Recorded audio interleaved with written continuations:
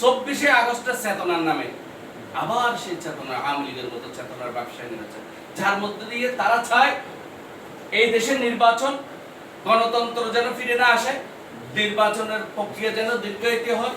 চট্টগ্রাম মহানগরের আওতাধীন গণতন্ত্র পুনরুদ্ধার আন্দোলনে গুম, খুন ও পঙ্গুত্বের শিকার এবং 2024 সালের গণ অভ্যুত্থানে শহীদ যুবদল নেতাকর্মী ও পরিবারের মাঝে বিএনপির ভারপ্রাপ্ত চেয়ারম্যান তারেক রহমানের প্রদত্ত ঈদ উপহার হস্তান্তর করা হয়েছে।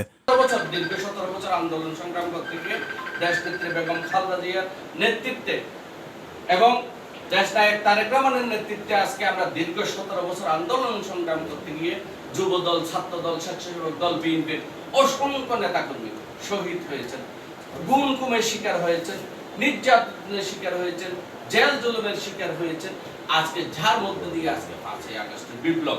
25 মার্চ মঙ্গলবার নগরীর দলীয় কার্যালয়ে প্রধান অতিথি জাতীয়তাবাদী যুবদল কেন্দ্রীয় নির্বাহী কমিটির চট্টগ্রাম বিভাগীয় সাবেক সহসভাপতি ও মহানগর যুবদলের সাবেক সাধারণ সম্পাদক মোহাম্মদ শাহাদের উপস্থিতিতে এই উপহার বিতরণ করা হয়। যুবদল নেতা শাহেদ বলেন, বিএনপি সবসময় দেশের মানুষের পাশে ছিল, আছে এবং থাকবে। দেশের ক্রান্তিলগ্নে বিশেষ করে নিত্য প্রয়োজনীয় জিনিসপত্রের মূল্যবৃদ্ধি ও অর্থনৈতিক চাপের মধ্যে আমাদের দায়িত্ব হলো অসহায় দরিদ্র মানুষের পাশে দাঁড়ানো।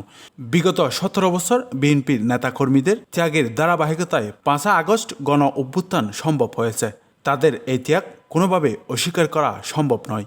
বিশেষ শহীদ হয়েছেন যারা এই দীর্ঘ 17 বছর আন্দোলন সংগ্রাম করেছেন, তাদের আত্মা আজকে না হয় শান্তি পাবে না। আমরা যদি এই সমাজ ব্যবস্থাকে একটা সুন্দর ব্যবস্থা নিতে না পারি, তাদের আত্মা শান্তি পাবে না। এই আগামী দিনে একটা সুন্দর ব্যবস্থাপনার মধ্য দিয়ে আমাদের নির্বাচন ব্যবস্থা ফিরে পাবো, সেই আশাবাদ ব্যক্ত রাখছি।